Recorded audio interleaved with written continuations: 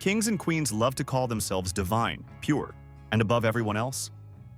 The problem is, their idea of clean would get you kicked out of a modern gas station bathroom. No soap, no showers, poison on their faces, bugs in their hair, and somehow they thought this was elite hygiene. These are 44 disgusting hygiene habits of kings and queens, things they honestly believed were clean, classy, and holy, while slowly turning their palaces into biological crime scenes. 1. The job of the groom of the stole in the English royal court was the ultimate proof that status makes people do very weird things. This was a high-ranking nobleman whose entire career revolved around following the king into the bathroom and assisting him with his private personal business. While this sounds like a total nightmare to us, these guys actually fought each other for the position because it meant they got to whisper secrets into the king's ear while he was sitting on his throne. They believed that having a trusted aristocrat handle the royal sanitation was the absolute peak of high society hygiene. It is pretty wild to think that your promotion in the government literally depended on how well you handled the king's daily business. 2. King Louis XIV of France was known as the Sun King, which is ironic because he reportedly smelled like a dumpster fire in the middle of a heat wave. This guy was convinced that water was a secret agent of the devil designed to open his pores and invite the plague in for a party. Instead of actually washing, he just changed his linen shirt a few times a day, thinking the fabric would vacuum the stink off his skin. He basically treated his body like a self-cleaning oven that did not actually work. Ambassadors had to stand several feet away just to survive a conversation with him without passing out. He thought he was the peak of cleanliness, but in reality, he was just a walking, breathing onion that someone forgot under the porch for 3 months. He was a walking human biohazard in a fancy silk wig. 3. The massive wigs worn by 18th century royals like Marie Antoinette were not just fashion statements, they were basically portable apartment complexes for pests. To keep those giant towers of hair standing upright, they used a disgusting mixture of animal lard and flour instead of anything sensible.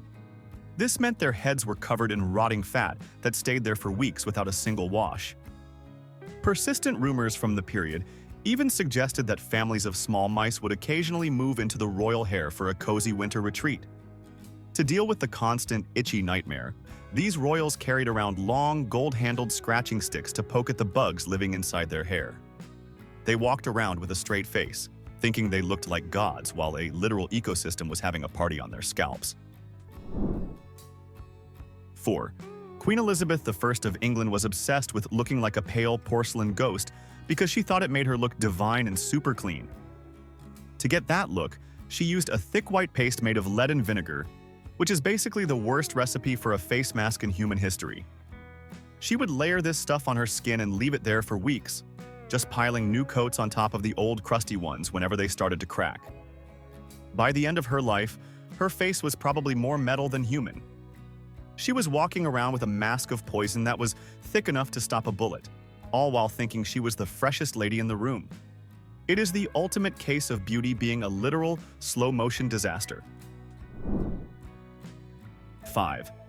Long before the invention of minty toothpaste, European royals and nobles had a very specific secret for maintaining a bright, white smile.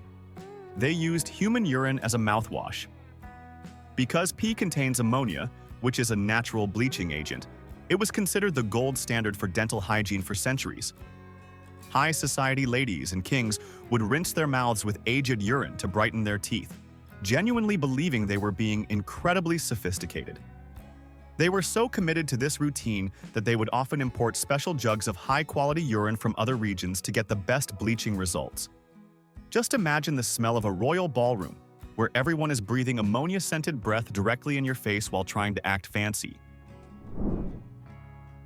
6. King James I of England was so terrified of water that he treated a bathtub like it was a pit of hungry lions. He truly believed that washing his body would strip away the natural grease that protected him from catching a cold or the flu. His idea of a deep cleaning was just rubbing a slightly damp rag over the tips of his fingers every once in a while. He would wear the same padded velvet suits for months on end until the fabric was literally stiff with dirt and grease. By the time he finally took a shirt off, it probably could have stood up on its own and started its own political party. He was so oily that his skin supposedly felt like soft, sticky taffy, which is a sentence that should never be used to describe a king. 7. Legend has it that Queen Isabella of Castile once made a very bold and very smelly claim that she only took 2 full baths in her entire life. According to these historical rumors, the first one was on the day she was born, and the second one was on her wedding night. She genuinely believed that staying dirty was a sign of religious devotion and that washing your body was a shallow, worldly distraction. To her, the thick crust of dust and sweat on her skin was like a holy uniform that kept her soul pure, while her physical self turned into a walking salt mine. She thought she was being the most virtuous woman in Spain, but she was actually just a royal biohazard roaming the palace halls for decades. 8. King Henry VIII of England was absolutely paranoid about catching a disease from his own bedsheets, which led to a nightly ritual that was both weird and exhausting. Every single evening, a group of high-ranking servants had to perform a bizarre inspection called the making of the bed. They would literally roll their bodies across the king's mattress and poke every inch of it with daggers to make sure no assassins or tiny biting monsters were hiding in the feathers. Once they were sure the bed was not a trap, they would sprinkle the sheets with holy water and sweet-smelling herbs to mask the fact that the linens were rarely actually washed. Henry thought this was the peak of safety and cleanliness, but in reality, he was just sleeping on a pile of human sweat and old weeds. 9. In the royal courts of the Renaissance, many kings and queens believed that as long as you smelled like a flower shop, you were perfectly clean. They would carry around tiny silken bags called sweet bags, which were filled with dried lavender, cloves, and rose petals. These were tucked into their armpits or hung from their belts like little scented grenades.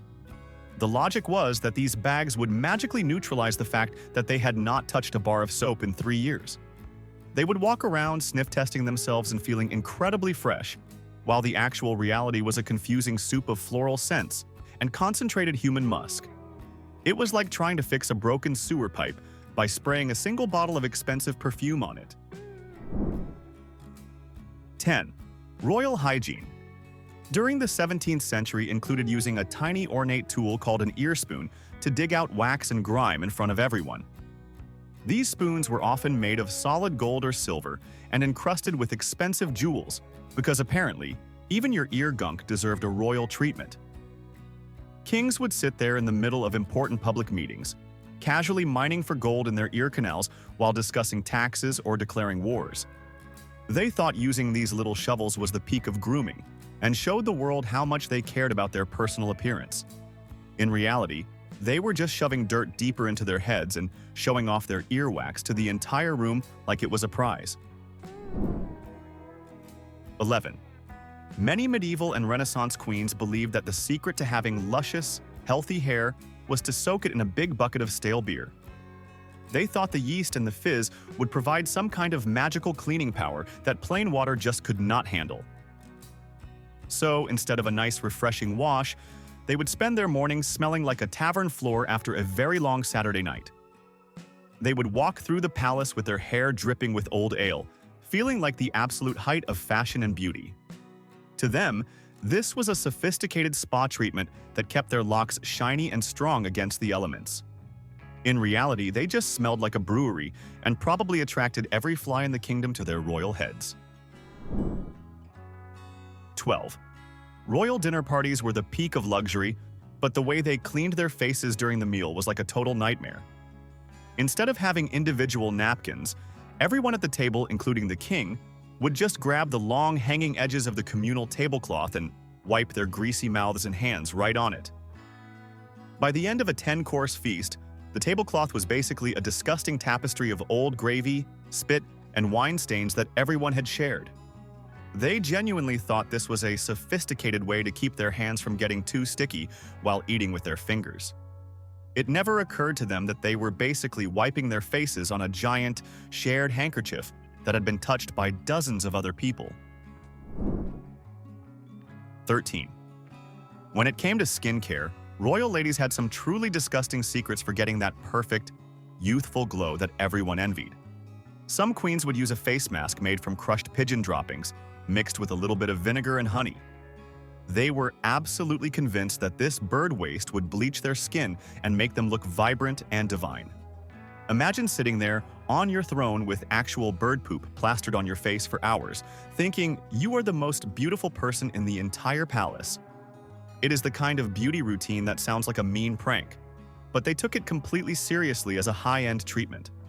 They would look in the mirror and see a glowing goddess, while everyone else just saw a lady with a very smelly face. 14. Some kings were so incredibly lazy about their personal hygiene that they would keep their heavy leather riding boots on for weeks without ever taking them off. They had this weird idea that removing their boots too often would let in the cold air or mess with their internal circulation, which they thought was dangerous. By the time they finally decided to pull them off, their feet were basically a science experiment of sweat, grime, and dead skin. The smell was reportedly strong enough to knock a healthy horse over, but the kings just shrugged it off as a sign of being a rugged man of action. They would just have a nervous servant spray some expensive perfume on the leather and call it a day. It is hard to imagine a powerful monarch trying to act majestic while his feet are fermenting in a leather tube. 15. The way royals dealt with the tiny bugs living in their clothes was both clever and absolutely revolting to think about. They would hang their expensive fur coats and silk gowns in a room called the garderobe, which was really just a fancy word for the small room built over the castle toilet pit. The logic was that the strong ammonia fumes rising up from the pile of waste below would be powerful enough to kill off all the fleas and lice living in the fabric. So these kings and queens were walking around in outfits that had been chemically fumigated by literal sewage fumes. They thought they were being incredibly smart and hygienic by using the bathroom smell to keep the itchy bugs away. In their minds, smelling like a giant latrine was a very small price to pay for not having bugs crawling on their skin. 16. Even when royals tried to be polite and wash their hands before a big feast, they managed to make the whole process totally gross. They would use a communal bowl called an aqua manili, where everyone at the table would dip their hands into the exact same bowl of stagnant water. By the time the bowl finally got to the king at the end of the line, it was basically a gray soup of everyone else's dirt, grease, and leftover food. They thought this was a very sophisticated and clean way to start a meal, but they were really just trading germs like they were collector cards. They would then dry their hands on a shared towel that was probably wetter and dirtier than the water itself. It is honestly amazing that anyone managed to survive a royal dinner party back then. 17.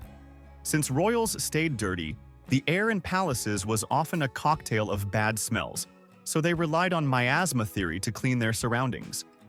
They believed that bad smells themselves carried disease, so instead of cleaning the source of the filth, they would burn massive amounts of frankincense and sulfur to purify the air. They would sit in rooms filled with thick, choking smoke, convinced they were living in the height of health and hygiene. This was their version of a deep clean, just making the air so hard to breathe that you could not smell the unwashed bodies anymore. They would spend a fortune on these aromatic fuels, feeling incredibly safe from the plague, while the actual filth just continued to pile up in the corners of the room. 18. To deal with the constant and annoying plague of biting bugs, some royal ladies wore actual flea traps as pieces of high-fashion jewelry.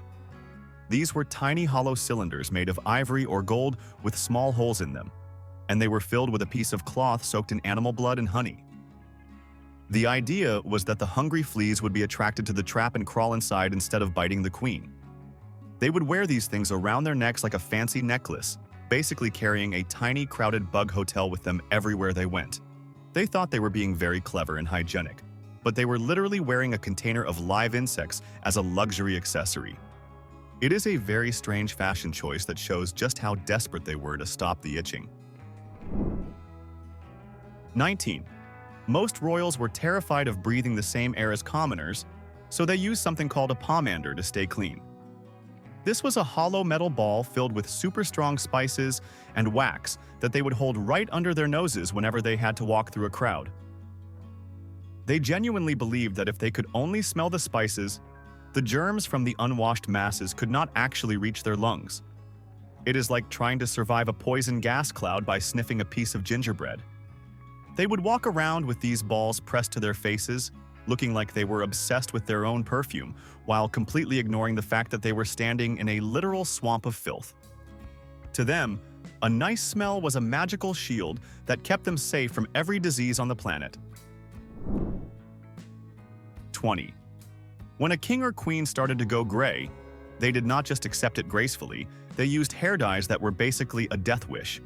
They would mix up potions containing lead, quicklime, and even sulfuric acid to turn their hair back to a youthful black or red. They thought these caustic chemicals were the absolute best way to stay looking fresh and royal for the public. In reality, they were literally burning their scalps and poisoning their brains just to avoid a few silver hairs. They would sit there with their heads stinging and their hair falling out in clumps, convinced that this was the height of grooming technology. They were basically melting their own heads just to look like a teenager for a few more days of royal glory, which is a level of vanity that is hard to imagine. 21. In the French court, they had a special room called a powdering closet, which was a total health hazard disguised as a beauty salon. A royal would step inside and put a cone over their face while a servant pumped a massive cloud of white powder all over their hair and body. They thought this layer of powder acted like a dry shampoo that would soak up all the grease and make them look clean and tidy. The problem was that the powder was often made of ground starch mixed with things like arsenic or lead. They were basically standing in a dense fog of poison, breathing it in and letting it settle into their skin, all for the sake of not having oily hair. They would step out of the room looking like they had been dunked in a flour barrel, feeling incredibly proud of their hygiene. 22. Spanish noblewomen had a bizarre habit of eating small pieces of clay pottery called bacaros to stay looking their best. They believed that eating this special clay would make their skin ghostly pale and give their breath a sweet, earthy scent that was the height of hygiene. In their minds, this was the ultimate internal cleaning ritual that kept them looking like porcelain dolls from the inside out. In reality, the clay was causing severe anemia and making them incredibly sick, but they just saw the pale, sickly look as proof that the hygiene routine was working perfectly. They would sit in the palace munching on broken pots like they were delicious snacks, all for the sake of looking like a very clean and very thirsty ghost. It is the kind of beauty habit that makes you wonder what they were thinking. 23. According to some persistent rumors, Queen Mary of Scotland had a beauty routine that involved bathing in actual wine because she thought it would make her skin incredibly soft and pale. She genuinely believed that the acid in the wine was a superior cleaning agent that would strip away all the dirt better than boring old water. So instead of a normal bath, she would sit in a tub of fermented grapes, soaking up the fumes and feeling like a total genius. The best part is that after she was done, the wine was not always thrown away, leading to some very questionable rumors about what happened to the leftovers. She felt like a glowing goddess, but she probably just smelled like she had spent the night sleeping in the bottom of a wine barrel. 24. There was a very weird belief called the King's Touch, where people thought the monarch could cure skin diseases just by laying their hands on you. Thousands of people with oozing infections would line up to have the king touch them, and the king would actually do it because he thought it proved he was divinely clean. He would spend hours pressing his royal fingers into the grossest skin conditions imaginable, convinced that his own holiness would act as a natural disinfectant. Instead of being hygienic, he was really just becoming a massive delivery system for every bacteria in the kingdom. After the ceremony, he might just wipe his hands on a silk rag and go eat a snack, thinking he was perfectly safe because of his royal status and his divine blood. 25. Keeping the royal bedroom clean was a losing battle, especially because of the way they handled their business in the middle of the night. Instead of a bathroom, they kept a silver or porcelain pot under the bed, which would sit there all night long, releasing its lovely aroma into the room. They thought that as long as it was tucked under the bed frame, the air stayed perfectly clean and healthy for sleeping. A servant would come in the next morning to empty it, but the smell had already baked into the heavy velvet curtains and the thick rugs. These royals were sleeping in what was essentially a luxury-scented latrine, thinking they were living the most comfortable and hygienic life possible. They would wake up in a cloud of ammonia and think they were as fresh as a daisy. 26. The concept of a royal bath was not exactly the private, relaxing experience you might imagine today. In many palaces, the bath water was a shared resource that followed a very strict social hierarchy that would make a modern person gag. The king would go first, enjoying the relatively clean water, then the queen would hop in, followed by the royal children, and finally the high-ranking servants. By the time the last person stepped in, the water was basically a thick, lukewarm soup of everyone else's body oils, dirt, and probably some leftover dinner crumbs. They genuinely thought this was a perfectly fine way to stay clean, and that the warm water was doing its job. It is a level of family bonding that involves marinating in a communal tub of human sludge and calling it a luxury. 27. Since actual baths were rare, many royals relied on a cleaning method that was basically just heavy-duty, exfoliating with a blunt metal object. They used a tool called a strigil, which was a curved scraper designed to literally peel the sweat and grime right off their skin. They would have a servant rub them down with oil and then scrape the resulting gray sludge off their bodies into a small bowl. They saw this as the most effective way to stay pure and healthy, looking at the pile of scraped-off gunk as proof that they were now perfectly clean. It is like trying to wash a car by just scraping the mud off with a spatula and never using any water. They would walk around feeling smooth and polished, while their skin was probably red and irritated from being basically sandblasted.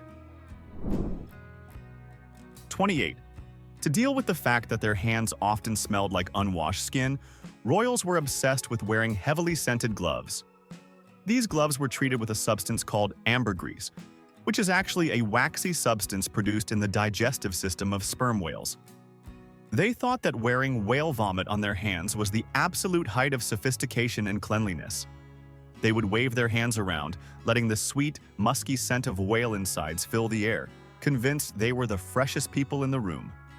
It is a hilarious irony that they avoided plain water because they thought it was gross, but they were perfectly happy to coat their hands in something that came out of a giant sea monster's stomach. They thought they smelled like royalty, but they actually just smelled like a deep-sea accident. 29. The floors of royal palaces were often covered in a thick layer of rushes or straw, which was meant to act as a giant disposable carpet. The problem was that instead of replacing it, they would just keep adding new layers of fresh straw on top of the old, rotting ones. This created a massive, spongy sandwich of old food scraps, spilled beer, and whatever the royal dogs left behind during the day. They would sprinkle sweet-smelling herbs like lavender on top, believing this kept the room perfectly clean and fragrant. In reality, they were walking on a literal compost heap that was fermenting right under their feet. They felt like they were strolling through a fresh meadow, but every step probably released a cloud of ancient dust and the smell of a forgotten sandwich from 3 years ago. 30. When it came to washing their hair, some royals used a mixture of wood ash and lye to strip away the grease and grime. They believed this harsh chemical cocktail was the only way to truly deep clean their royal locks and keep them looking shiny for the public. While it did remove the oil, it was also powerful enough to burn their scalps and turn their hair into a dry, frizzy mess.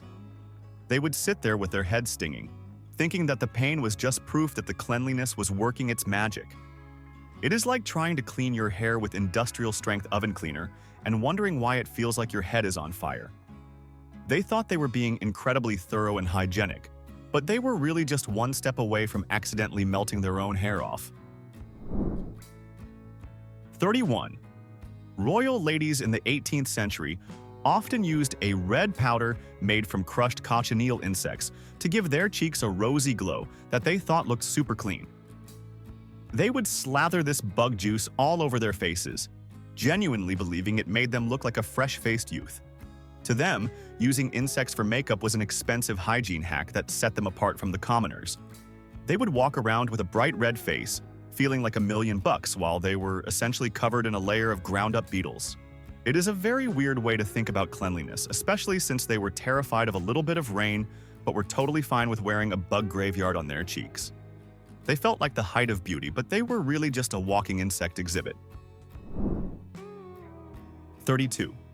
In the French court, there was a weird belief that sneezing was a great way to clear out the toxins from your head and keep your brain clean. To help this process along, royals would carry around tiny boxes of snuff, which was a powdered tobacco that made them sneeze uncontrollably on command. They would spend their afternoons loudly blasting their nose contents into silk handkerchiefs, convinced they were doing their health a huge favor. They saw a giant sneeze as a successful internal cleaning session that kept their minds sharp and their sinuses pure. In reality, they were just irritating their noses and spreading germs everywhere like a human confetti machine. They felt refreshed and mentally clear, while everyone around them was probably just trying to dodge the fallout of a royal sinus explosion. 33. To keep their breath from smelling like a medieval sewer, many kings and queens would chew on whole cloves or even pieces of charcoal. They genuinely believed that the black soot from the charcoal would absorb all the bad smells and keep their mouths perfectly hygienic for the day. They would walk around with black tongues and teeth covered in gray dust, smiling at people and thinking they looked like the picture of health. To them, having a mouth that looked like a chimney was a small price to pay for not smelling like a garbage can. They felt incredibly confident in their hygiene, while the people they were talking to were probably just confused why the king's mouth looked like it had been through a house fire. They felt fresh, but they looked like zombies. 34. Kings and queens often thought that mercury was a miracle liquid that could wash away any skin problem with just a little bit of rubbing. They would slather this heavy silver metal all over their bodies, genuinely believing it was the most advanced hygiene treatment on the planet. To them, the shiny look it gave their skin was a sign of pure, royal health, even though it was actually a deadly poison that made their teeth wobble and their hair fall out in clumps.